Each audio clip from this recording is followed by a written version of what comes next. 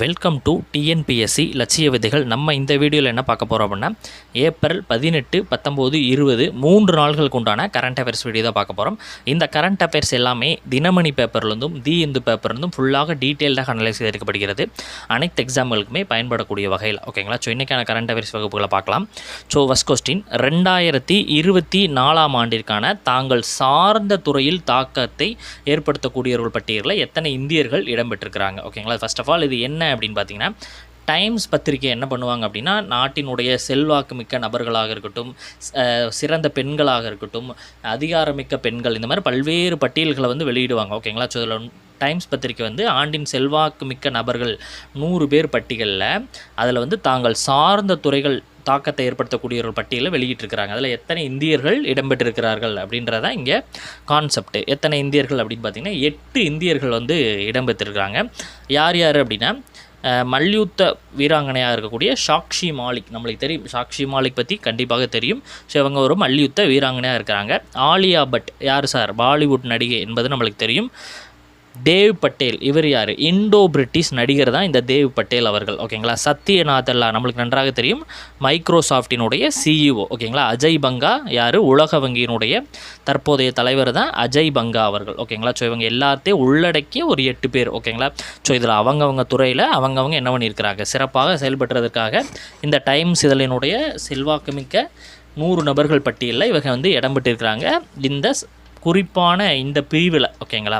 சரி, ஓகே. 2வது கொஸ்டின், தற்போதைய ஐநா ஆய்வின்படி உலகிலேயே எந்த நாடு 144 பில்லியன் மக்கள் தொகையுடன் முதலிடத்தில் இருக்குது? ஓகேங்களா? 144 பில்லியன் மக்கள் தொகையுடன் முதலிடத்தில் இருக்குன்னா இந்தியா தான். ஓகேங்களா? ஃபஸ்ட்டு வந்து சீனா தான் வந்து என்ன பண்ணுச்சு, முதலிடத்தில் இருந்துச்சு.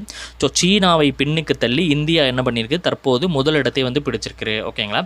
ஐக்கிய நாடுகள் மக்கள் தொகை நிதியத்தினுடைய அறிக்கையின்படி இது வந்து சொல்கிறாங்க, அஃபீஷியலாக மக்கள் தொகை வந்து கிட்டத்தட்ட 77 ஆண்டுகளில் இரட்டிப்பாக இருக்குது அப்படின்ற மாதிரி சொல்லப்படுகிறது. அதுலேயும் குறிப்பாக 0 அதாவது 0 வயதிலிருந்து 14 வயதுக்கு உட்பட்டவர்கள் 24% பேர் இருப்பதாகவும், 15 வயதிலிருந்து 64 வயதுக்கு உட்பட்டவர் 68% இருப்பதாக சொல்கிறாங்க. சீனாவில் பார்த்தீங்கன்னா 1.42 பில்லியன் அளவில் இருக்கிறாங்க. ஆக்சுவலாக 1.44 இந்தியா. ஸோ அப்போது 2 பில்லியன் வந்து என்னது அதிகமாக இருக்கிறாங்க. ஓகேங்களா? இந்த யுனைடெட் நேஷன் பாப்புலேஷன் ஃபண்ட் என்பது என்னது எப்போ வந்து இந்தியா ஜாயின் பண்ணாங்க? 1974. இதில் இப்போ எக்ஸிக்யூட்டிவ் டைரக்டராக நட்டாலியா கனம் அப்படின்றவங்க இருக்கிறாங்க. ஹெட் குவார்ட்டர்ஸ் எங்கே இருக்குது? நியூயார்க், அமெரிக்காவில். எப்போ இது தொடங்கப்பட்டது அப்படின்னா 1969. ஓகேங்களா? 3வது கொஸ்டின், 2024 ஆண்டிற்கான உலக பத்திரிகை புகைப்படத்திற்கான விருது பெற்றவர் யார்? 2024 ஆண்டிற்கான உலக பத்திரிகை புகைப்படத்திற்கான விருது பெற்றவர் யார் அப்படின்னு பார்த்தீங்கன்னா முகமது சலீம் அவர்கள். முகமது சலீம் அவர்களுக்கு சிறந்த புகைப்படத்திற்கான விருது வந்து வழங்கப்பட்டிருக்குது. ஓகேங்களா? இது யார் சார் வழங்குறா அப்படின்னா வேர்ல்டு ப்ரெஸ் புகைப்பட அறக்கட்டளை வழங்குறாங்க. ஓகேங்களா? இவர் வந்து ராய்ட்டர்ஸ் அப்படின்ற ஒரு ஊடக நிறுவனத்தினுடைய புகைப்பட கலைஞராக இவர் தற்போது இருக்கிறார். ஓகேங்களா? இவர் எதற்காக இந்த விருது வந்து தேர்ந்தெடுக்கப்பட்டிருக்கிறார் அப்படின்னு பார்த்தீங்கன்னா, இந்த கான் யூனிஸ் நகரில் காசால இருக்குது. ஓகேங்களா? ஸோ அதில் இஸ்ரேல் வான்வெளி தாக்குதலில் உயிரில் இருந்த குழந்தை. ஓகேங்களா? அந்த உயிரில் இருந்த குழந்தையை வந்து தத்ரூபமாக இவர் வந்து ஒரு ஃபோட்டோ எடுத்திருக்கிறார். ஓகேங்களா? ஸோ அந்த ஃபோட்டோவை வந்துட்டு பார்த்துட்டு தான் இந்த விருது என்பது அவருக்கு வழங்கப்பட்டிருக்குது. ஓகேங்களா? அது வந்து தத்ரூபமாக எடுத்திருக்கிறாரு அப்படின்ற அடிப்படையில் இந்த விருது என்பது இவருக்கு வழங்கப்பட்டிருக்குது, முகமது சலீம் அவர்களுக்கு. ஓகேங்களா? ஸோ இது ஒரு முக்கியமான கொஸ்டின். இந்திய கடற்படையினுடைய புதிய தலைமை தளபதி யார்? இந்திய கடற்படையினுடைய புதிய தலைமை தளபதி யார் அப்படின்னா தினேஷ் திரிபாதி. ஓகேங்களா? தினேஷ் திரிபாதி அவர்கள் வந்து இருக்கிறாரு. ஓகேங்களா? இவர் துணை தளபதியாக செயல்பட்டு இருந்தார் 1985 காலகட்டத்திலிருந்து. கடற்படை பணி வந்து இவர் செஞ்சுருக்கிறாரு. ஓகேங்களா? இவர் வந்து தொலைத்தொடர்பு மற்றும் மின்னணு போர் முறைகளில் நிபுணராக இருந்திருக்கிறாரு. இதற்கு முன்னாடி யார் இருந்தால் நம்மளுக்கு தெரியும், ஹரிகுமார் அவர்கள் தான் வந்துட்டு இதில் வந்து இருந்தார் என்பது நம்மளுக்கு தெரியும். தற்போது யார்? தினேஷ் திரிபாதி அவர்கள் வந்து இதன் மூலமாக தேர்ந்தெடுக்கப்பட்டிருக்கிறாரு அப்படின்ற விஷயத்தை நம்ம என்ன பண்ணணும், தெரிஞ்சுக்க வேண்டும். ஓகேங்களா? அடுத்தது 5வது கொஸ்டின், 2024 ஆண்டிற்கான டஸ்லிக் கூட்டு இராணுவ போர் பயிற்சி எந்த இரு நாடுகளுக்கு இடையே நடைபெற்றது? ஓகேங்களா, நம்ம ஆல்ரெடி சொல்லியிருக்கிறத ஒரு போர் பயிற்சி பார்க்குறோம் அப்படின்னா 3 விஷயங்களை நம்ம என்ன பண்ணணும் அப்படின்னா நோட் பண்ணணும். ஓகேங்களா, எந்த இரு நாடுகளுக்கு இடையே என்பது முதல் விஷயம், எங்கே நடக்குது என்பது இதே விஷயம், அது இராணுவ பயிற்சியா இல்லை விமானப்படை பயிற்சியா கடற்படை பயிற்சியா என்பது 3வது விஷயம். இதை தான் உங்களுக்கு என்ன பண்ணுவாங்க கேட்பாங்க. ஓகேங்களா, ஸோ இப்போ இது எந்த 2 நாடுகளுக்கு இடையே நடக்குதுன்னா இந்தியா மற்றும் உஸ்பெகிஸ்தான் 2 நடக்குது டஸ்லிக் அப்படின்றது. ஓகேங்களா, ஸோ இது வந்து 5வது எடிஷன் அப்படின்றத நம்ம தெரிஞ்சுக்கணும். எங்கே நடக்குது? டெர்மேஸ் உஸ்பெகிஸ்தானில் நடக்குது. 4வது பதிப்பு வந்து உத்தரகாண்டில் நடந்துச்சு, நம்ம தெரியும். ஓகேங்களா, ஓகே. 6வது கொஸ்டின், தற்போது எந்த மாநிலம் திரங்கி பர்ஃபி மற்றும் மெட்டல் காஸ்டிக் கிராஃப்ட் ஆகியவற்றிற்கு புவிசார் குறியீடு வந்து பெற்றிருக்குது? புவிசார் குறியீடு பெற்றிருக்குதுன்னா வாரணாசி, உத்தரப்பிரதேசில் இருக்கக்கூடிய வாரணாசி தான் இந்த திரங்கி பர்ஃபி மற்றும் மெட்டல் காஸ்டிக் கிராஃப்டிற்கு வந்து என்னது புவிசார் குறியீடு வந்து பெற்றிருக்குது. ஓகேங்களா, புதிதாக ஒரு 13 பொருள்களுக்கும் மொத்தமாக 75 பொருள்களுக்கும் வந்து இதோட புவிசார் குறியீடு உத்தரப்பிரதேசில் வழங்கியிருக்கிறாங்க. இதன் மூலமாக நாட்டிலேயே அதிக பொருள்களுக்கு புவிசார் பெற்ற குறியீடு பெற்ற மாநிலமாக உத்தரப்பிரதேசம் மாறி இருக்குது. இதற்கு முன்னாடி வந்து தமிழ்நாடு தான் என்னது முதலிடத்தில் இருந்துச்சு, நாட்டிலேயே அதிக புவிசார் குறியீடு பெற்ற மாநிலமாக தமிழ்நாடு விளங்கிட்டு வந்துச்சு. தற்போது இப்போ 13 பொருள்களுக்கு வந்து உத்தரப்பிரதேசத்தில் வழங்கினதன் அடிப்படையில் இப்போ அவங்க வந்து இதில் என்ன பண்ணியிருக்கிறாங்க முதலிடத்துக்கு வந்திருக்கிறாங்க. 7வது கொஸ்டின், உலக அளவில் செவித்திறன் பாதிப்பு எத்தனை கோடி பேருக்கு உள்ளதாக WHO தெரிவித்துள்ளது? உலக அளவில் செவித்திறன் பாதிப்பு என்பது எத்தனை கோடி பேருக்கு பாதிப்பு இருப்பதாக WHO தெரிவிச்சிருக்குது அப்படின்னா 40 கோடி பேருக்கு வந்து இருப்பதாக இது வந்து WHO என்ன பண்ணியிருக்கிறாங்க அப்படின்னா தெரிவிச்சிருக்கிறாங்க. ஓகேங்களா, இந்த 40 கோடி பேரில் கிட்டத்தட்ட 20% பேரிடம் வந்துட்டு காது கேட்கக்கூடிய கருவி, ஓகேங்களா, அது இருக்கிறதாக, ஹெட்ஃபோன்கள் மூலம் சத்தமான இசை 100 கோடி இளைஞர்கள் நிரந்தர செவித்திறன் இழப்பு அபாயம். ஓகேங்களா, நம்ம ஹெட்ஃபோன்ஸ் வந்து டெய்லியும் பயன்படுத்துகிறோம். ஓகேங்களா, ஹெட்ஃபோன்ஸ் வந்து டெய்லி எல்லோரும் பாட்டு கேட்குறோம், ஃபோன் பேசுகிறோம். ஸோ எல்லாமே இப்போ படம் பார்க்குறதாக இருக்கட்டும், எல்லாமே OTT தளம் அந்த மாதிரி விஷயங்கள்லாம் வந்ததிலிருந்து நம்ம பெருசாக என்ன பண்ணுறோம், இந்த ஹெட்ஃபோனை வச்சு தான் மேக்ஸிமம் எல்லாமே கேட்குறோம். ஸோ இதன் மூலமாக பார்த்திங்கன்னா சத்தமான இசை அதிகமான ஹெட்ஃபோனை வச்சு நம்ம என்ன லைட்டாக சவுண்ட் வச்சு கேட்போமா அப்படின்னா கிடையாது. இருக்கல மேக்ஸிமம் வால்யூம் எது இருக்குதோ ஸோ அதை வைத்து தான் நம்ம என்ன பண்ணுவோம் கேட்போம். இதன் மூலமாக 100 கோடி இளைஞர்களுக்கு நிரந்தர செவித்திறன் வந்து பாதிப்பு இருக்கிறதான வாய்ப்பு இருப்பதாகவும் இதில் சொல்லப்பட்டிருக்குது. ஓகேங்களா, 2050 காலகட்டத்தில் கிட்டத்தட்ட 250 கோடி பேருக்கு ஏதாவது ஒரு வகையில் காது பாதிப்பு இருக்கும் அப்படின்ற மாதிரி சொல்கிறாங்க. ஸோ என்ன பண்ணுங்க, இனிமேல் வந்து இதை தவிர்க்க வேண்டும். ஓகேங்களா, ஃபார்மேஷன் இது எப்போ தொடங்கப்பட்டது அப்படின்னா ஏப்ரல் 7, 1948. ஓகேங்களா, ஓகே. அடுத்தது 8வது கொஸ்டின், 18வது மக்களவைத் தேர்தல். நம்மளுக்கு தெரியும் 18வது மக்களவைத் தேர்தல் தமிழ்நாட்டில் நடைபெற்றுச்சு, நம்மளுக்கு தெரியும். ஸோ நம்ம இப்போ தான் பார்க்குறோம், ஆனால் எப்போயோ நடந்து முடிஞ்சிருச்சு. ஓகேங்களா, 19ஆம் தேதியே நடந்து முடிஞ்சிருச்சு.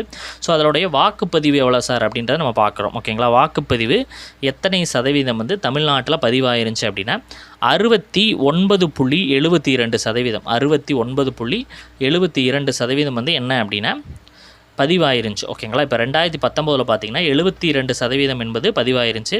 அதை விட பார்த்தீங்கன்னா இது 2.4% என்னது குறைவாக பதிவாயிருக்குது. ஓகேங்களா, ஸோ வந்து இன்னும் வந்து நிறைய கட்டங்களை 7 கட்டங்களாக வந்து நடக்க போகுது. ஓகேங்களா, கிட்டத்தட்ட 21 மாநிலங்கள் யூனியன் பிரதேசங்களுக்கு 102 மக்களவைத் தொகுதிகளுக்கும் முதல் கட்ட தேர்தல் எத்தனை வாக்கு சதவீதம் அப்படின்னா 67.37 நடந்துச்சு. தமிழகத்தில் மொத்தம் எத்தனை பேர் இருக்கிறாங்க அப்படின்றதுல பார்த்து வச்சுங்க. ஓகேங்களா, ஓகே. 3ஆம் பாலினத்தவர் ஒரு 8467 பேர் இருக்கிறாங்க. பெண்கள் வந்து 3,17,19,665, ஆண்கள் 3,06,05,793 பேர் இருக்கிறாங்க. ஓகேங்களா, மொத்தத்துக்கு 6,23,33,925 வாக்காளர்கள் வந்து இருக்கிறாங்க. ஓகேங்களா, அதிகம் எங்கே அப்படின்னா ஸ்ரீபெரும்பூர். நம்ம பார்த்துருக்கோம், இதெல்லாம் ஃபஸ்ட் தெரிஞ்சு வச்சுக்கோங்க. அதிக வாக்காளர்கள் கொண்ட தொகுதி எது அப்படின்னு கேட்டுருவாங்க. ஸ்ரீபெரும்பூர் 23,82,119, நாகப்பட்டினம் 13,45,120 நபர்களுக்கு இங்கே வாக்குப்பதிவு இருக்குது. ஓகேங்களா, ஸோ 18ஆம் இந்த மக்களவைத் தொகுதியை ஒட்டி இந்த வினாவை வந்து நம்ம பார்த்துருக்குறோம். ஓகேங்களா, முக்கியமானது பெண் வாக்காளர்களுக்கு இளஞ்சிவப்பு வாக்குச்சாவடி எங்கே அமைக்கப்பட்டது? ஓகேங்களா, பெண் வாக்காளர்களுக்கான இளஞ்சிவப்பு வாக்குச்சாவடி பூத், பிங்க் பூத் அப்படின்னு சொல்லுவாங்க. என்ன சொல்லுவாங்க அப்படின்னா இதை வந்து பிங்க் பூத் அப்படின்னு சொல்கிறாங்க. இது எங்கே சார் அமைச்சிருக்கிறாங்க அப்படின்னா நம்மளுடைய சென்னையில் தான் வந்து அமைக்கப்பட்டிருது. எதற்காக அப்படின்னா இது பிரத்யேகமாக பெண் வாக்காளர்கள் மற்றும் முதியோர் வாக்காளர்களுக்கு அமைக்கப்பட்ட ஒரு பூத்து. இதை வந்து என்ன சொல்கிறாங்க அப்படின்னா பிங்க் பூத் அப்படின்னு சொல்லிட்டு அமைக்கிறாங்க. இதில் வந்து ஸ்பெஷாலிட்டியாக எதுவும் கிடையாது, பட் பேரை வந்து நம்ம வச்சுக்கணும். பிரத்யேகமாக பெண்களுக்காக மற்றும் முதியோர்களுக்கு அமைக்கப்பட்ட நிறம் என்ன அப்படின்னா பிங்க் பூத். ஓகேங்களா, ஓகே. 10வது கொஸ்டின், அமெரிக்க அதிபரினுடைய தங்கப்பதக்கத்தை வென்றவர் யார்? அமெரிக்க அதிபரினுடைய தங்கப்பதக்கத்தை வென்றவர் யார் அப்படின்னா லோகேஷ் முனி அவர்கள் வந்து அமெரிக்க அதிபரினுடைய ஒரு தங்கப்பதக்கத்தை வாங்கியிருக்கிறாரு. இவர் வந்து சமானபதி ஆச்சாரியா அப்படின்னு சொல்கிறாங்க. தன்னார்வ சேவைக்கான விருது பெற்ற முதல் இந்திய துறவி இவர். என்னது, இவர் எதற்காக விருது பெற்றிருக்கிறாரு? தன்னார்வ சேவைக்காக விருது பெற்ற முதல் இந்திய துறவியாக இவர் என்ன பண்ணுறாரு இருக்கிறாரு அப்படின்ற விஷயத்தை நம்ம என்ன பண்ணணும், தெரிந்து கொள்ள வேண்டும். ஓகேங்களா? ஓகே. 11 சமீபத்தில் எங்கு உள்நாட்டு தொழில்நுட்பத்துடன் கூடிய குரூஸ் ஏவுகணை சோதனை வெற்றிகரமாக செய்யப்பட்டது? சமீபத்தில் உள்நாட்டு தொழில்நுட்பத்துடன் குரூஸ் ஏவுகணை சோதனை எங்கே வந்து வெற்றிகரமாக செய்யப்பட்டது அப்படின்னா ஒடிசா. ஓகேங்களா? ஒடிசாவில் இருக்கக்கூடிய சந்திப்பூர் ஒருங்கிணைந்த ஏவுகணை சோதனை இங்கே தான் அவங்க பண்ணாங்க. பெங்களூர் DRDOனுடைய இதோட. ஓகேங்களா? இது ஒரு உந்து சக்தி தொழில்நுட்பத்து மூலமாக அனுப்பப்பட்டுச்சு அப்படின்ற விஷயத்தை வந்து நம்ம என்ன வந்துக்கணும், தெரிஞ்சுக்கணும். அந்த ஏவுகணை பேர் என்ன? குரூஸ். 12வது கொஸ்டின், உலகின் எத்தனையாவது பெரிய கச்சா எண்ணெய் இறக்குமதி நாடாக இந்தியா திகழ்? உலகின் எத்தனையாவது பெரிய கச்சா எண்ணெய் இறக்குமதி நாடாக இந்தியா திகழ்கிறது அப்படின்னா 3வது. ஓகேங்களா? 3வது பெரிய கச்சா எண்ணெய் இறக்குமதி நாடாக திகழ்கிறது. கிட்டத்தட்ட 23.25 கோடி டன் கச்சா எண்ணெய் இந்தியா இறக்குமதி செய்யுது. இந்தியாவினுடைய கச்சா எண்ணெய் இறக்குமதி செலவு 16% அப்படின்னு சொல்லிட்டு சொல்லப்படுகிறது. கிட்டத்தட்ட 13,240 கோடி டாலர். ஓகேங்களா? இது பார்த்திங்க அப்படின்னா இறக்குமதி விகிதம் பார்த்திங்கன்னா 2023 காலகட்டத்தில் 87.4%, 23-24 காலகட்டத்தில் 87.7% இது என்னது உயர்ந்திருக்கிறது அப்படின்ற விஷயத்தை நம்ம என்ன பண்ணணும், தெரிஞ்சுக்கணும். 13வது கொஸ்டின், யாருடைய தலைமையிலான குழுவை மத்திய அரசு ஒரே பாலின ஈர்ப்பாளர்களின் பிரச்சனைகளை ஆராய அமைத்துள்ளது அப்படின்னா இந்த ராஜீவ் சௌபா. ஓகேங்களா? இவருடைய தலைமையில் ஒரு 6 பேர் கொண்ட குழு வந்து அமைக்கப்பட்டுச்சு. ராஜீவ் சௌபா இதை என்ன சொல்லுவாங்க அப்படின்னா LGBTQ அப்படின்னு சொல்லுவாங்க. LGBTQ அப்படின்னு சொல்லிட்டு சொல்லுவாங்க. ஓகேங்களா? ஸோ ஒரே பாலின ஈர்ப்பாளர்கள், அதாவது ஆண் ஆண் பெண் பெண் அந்த மாதிரி ஒரே ஈர்ப்பானையில் இந்த திருமணங்களை குறித்த பிரச்சனைகளை ஆராய்வதற்காக இவருடைய தலைமையில் 6 பேர் கொண்ட தலைமையில் குழு அமைக்கப்பட்டுச்சு. ஓகேங்களா? இதில் பார்த்திங்கன்னா உள்துறை அமைச்சகத்தின் செயலாளராக கூடிய அஜய்குமார் பல்லா, பெண்கள் மற்றும் குழந்தைகள் மேம்பாட்டு அலுவலகத்தினுடைய அமைச்சகத்தின் செயலாளராக கூடிய அனால் மாலிக், சுகாதார மற்றும் குடும்ப நலத்துறை செயலாளர் அபூர்வ சந்திரா, இவங்க எல்லாமே இந்த குழுவில் என்னது இருக்கிறாங்க. இந்த தகவலை மட்டும் நம்ம என்ன ஒன்று தெரிஞ்சுக்கணும். ஓகேங்களா? 14 சர்வதேச போதைப் பொருள் கட்டுப்பாட்டு வாரியத்திற்கு 8வது முறையாக தேர்ந்தெடுக்கப்பட்டவர் யார்? சர்வதேச போதைப் பொருள் கட்டுப்பாடு 8வது முறையாக தேர்ந்தெடுக்கப்பட்டவர் சக்ஜித் பவாடியா. சக்ஜித் பவாடியா அவர்கள் தேர்ந்தெடுக்கப்பட்டிருக்கிறாங்க. இவருடைய காலகட்டம் 25லேருந்து 30 வரை என்று சொல்லப்படுகிறது. இன்டர்நேஷ்னல் நார்காட்டிக்ஸ் கண்ட்ரோல் போர்டு எப்பொழுது தொடங்கப்பட்டது? 1968 காலகட்டம். ஓகேங்களா? இன்றைக்கு எக்ஸ்ட்ரா டீட்டெயில்ஸ் வந்து நம்ம பார்க்கலாம். ஐடி ஆய்வகம் வந்து ஒன்று திறக்கப்பட்டிருக்குது. எங்கே அப்படின்னா உஸ்பெகிஸ்தான் பாதுகாப்பு அகாடமி தகவல் தொழில்நுட்ப ஆய்வகம் இந்தியாவினுடைய நிதி உதவியுடன் யுரேசியா முன்னெடுத்திருக்கிறாங்க 8.5 கோடி செலவில். ஓகேங்களா? இதற்கு இராணுவ தலைமை தலைவர் மனோஜ் பாண்டே வந்து போயிருக்கிறாரு அப்படின்றது தெரிஞ்சுக்கணும். ஓகேங்களா? 2024-25 ஆண்டில் இந்தியாவினுடைய பொருளாதார வளர்ச்சி என்பது 6.5% இருக்கும் என கணிக்கப்பட்டிருக்குது. ஓகேங்களா? United nation conference on trade and development வந்து கணிச்சிருக்கிறாங்க. ஐக்கிய நாடுகளுடைய பொதுச்சபை. ஓகேங்களா? இது வந்து 1964 வந்து என்னது தோற்றுவிக்கப்பட்டது. உறுப்பு நாடுகள் எத்தனை இருக்குது? 195. ஹெட் குவார்ட்டர்ஸ் ஜெனீவா, சுவிட்சர்லாந்து என்பது செய்தியை நம்ம தெரிஞ்சுக்கணும். ஓகேங்களா? ஓகே. 2024 ஆண்டினுடைய பின்னாக்கு ஏற்றுமதி வந்து 48.86 லட்சம் டன்னாக அதிகபட்சமாக இருக்குது. சோயாபீன் பின்னாக்கு 21.33 லட்சம். இதில் ஜஸ்ட் தெரிஞ்சுக்கங்க. ஓகேங்களா? முதல் தொகுப்பு பிரமோஸ் ஏவுகணை ஏற்றுமதி செய்யப்பட்டிருக்குது. பிலிப்பைன்ஸில் 2022 ஒப்பந்தம் போடப்பட்டுச்சு. 3126 கோடியில் 375 மில்லியன் டாலர். ஓகேங்களா? இந்தியாவினுடைய முதல் பிரமோஸ் ஏவுகணை தற்போது ஏற்றுமதி செய்யப்பட்டிருக்கிறாங்க. பிரமோஸ் ஏரோஸ்பேஸ் நிறுவனம் ஒளியை விட 3 மடங்கு வேகமாக செயல்படக்கூடியது. தமிழ் ஹைக்கூ 3வது மாநாடு மதுரையில் ஜூனில் நடைபெறப் போவதாக சொல்லப்பட்டிருக்குது. மதுரை உலக தமிழ் சங்கம் தமிழ் ஹைக்கூ கவிதையாளர் இயக்கம் இனிய நந்தவனம் தமிழ். ஓகேங்க. இதழ் சூரிய கதிர்களால் திலகம். ஓகேங்களா? இதில் வந்து பார்த்திங்கன்னா இது என்ன அப்படின்னா இந்த அயோத்தி ராமர் கோயில் இருக்குதுல்ல, அங்கே பார்த்திங்கன்னா இந்த ராம நவமி தினத்தில் இருக்கக்கூடிய பாலராமருக்கு பார்த்திங்கன்னா வானியற்பியல் மூலம், அதாவது நெத்தியில் என்ன அப்படின்னா சூரிய கதிர்களாலே வந்து திலகம், அதாவது எப்படி பொட்டு வைக்கிறோமோ அதே மாதிரி வந்து அந்த இது வர்ற மாதிரி செஞ்சுருக்கிறாங்க. ஓகேங்களா? யார் அப்படின்னா பெங்களூர் இந்திய வானியற்பியல் நிறுவனம் மற்றும் CSIR அவங்க தான் செஞ்சுருக்கிறாங்க. ஓகேங்களா? ஓகே. நீதிபதி அனிருத்தா போஸ் எதற்கு பார்க்குறோம் அப்படின்னா தேசிய நீதித்துறை அகாடமியினுடைய புதிய இயக்குநராக தேர்ந்தெடுக்கப்பட்டிருக்கிறார். 93 இந்த அகாடமி என்பது தோற்றுவிக்கப்பட்டிருக்குது. ககன்யான் திட்டம் 2025 என்ன, நிலவுக்கு மனிதர்கள் அனுப்பக்கூடிய ஒரு திட்டம் தான் இந்த ககன்யான் திட்டம். ஓகேங்களா. ஆகஸ்ட் 23 சந்திராயன் 3 நிலவினுடைய தென்துருவம். இந்திய வீரர்கள் பார்த்திங்கன்னா பூமியிலேருந்து 400 கிலோமீட்டர் தொலைவில் இருக்கக்கூடிய சுற்றுப்பாதை சென்று பத்திரமாக பூமிக்கு திரும்பி அழைத்து வரப்பட உள்ளன. ஓகேங்களா. அதாவது அது வரைக்கும் சென்றுட்டு திரும்பி அழைத்து வரப்பட இருக்கிறாங்க இந்த ககன்யான் திட்டத்தின் மூலமாக. ஐநா பொதுச்சபை பார்த்தோன்னா 193 நாடுகள் பாலஸ்தீனம் ஐநா பொதுச்சபையில் பார்வையாளர்களாக அங்கீகரிக்கப்பட்டிருக்குது. ஓகேங்களா. ஜஸ்ட் தெரிஞ்சுக்கங்க, இது பெரிய இம்பார்ட்டன்ட் கிடையாது. அவந்திகா வந்தனாபு இந்திய அமெரிக்க நடிகை ஆண்டினுடைய சிறந்த தெற்காசிய நபராக தேர்ந்தெடுக்கப்பட்டிருக்கிறாரு ஹார்வர்டு பல்கலைக்கழகத்தால். ஜோதிர்லதா கிரிஜா அப்படின்றவங்க காலமாக இருக்கிறாங்க. இவங்க என்ன அப்படின்னா நாவல்கள், இவருடைய பிரசித்தி பெற்ற நாவல்கள் என்ன அப்படின்னா அவசர கோலங்கள், படிதாண்டிய பத்தினி, தொடுவானம், மணவிளக்கு, பெண்களின் சிந்தனைக்கு அப்படின்றது. ஓகேங்களா. ஸோ சிறுகதைகள், அம்மாவின் சொத்து, வெகுளி பெண் அப்படின்றதில் எழுதியிருக்கிறாங்க. இவங்க பார்த்திங்கன்னா தமிழக அரசினுடைய சிறந்த மொழிபெயர்ப்பாளர் விருது வாங்கியிருக்கிறாங்க, சிறந்த நாவல் வாங்கியிருக்கிறாங்க, கம்பன் கழக சிவசங்கரி விருதெல்லாம் வாங்கியிருக்கிறாங்க.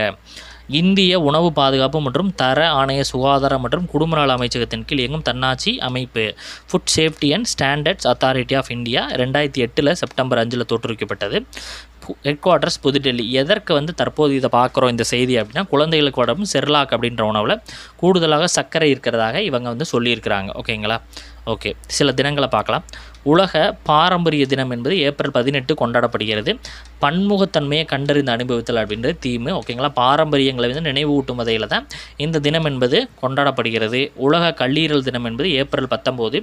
உங்கள் கல்லீரலை ஆரோக்கியமாகவும் நோயற்றதாக வைத்திருங்கள் என்பது தீம். ஐநா சீன மொழி தினம் என்பது ஏப்ரல் 20. ஓகேங்களா. ஸோ இதோட என்னது இன்றைய கரண்ட் அஃபேர்ஸ் முடியுது. நம்ம ஒவ்வொரு நாளுமே ஒவ்வொரு 3 நாட்கள் 4 நாட்கள் கொடுத்து கரண்ட் அஃபேர்ஸை முடிச்சிடலாம். ஓகேங்களா. அடுத்தடுத்த வீடியோ பதிவில் சந்திக்கலாம். தேங்க்யூ.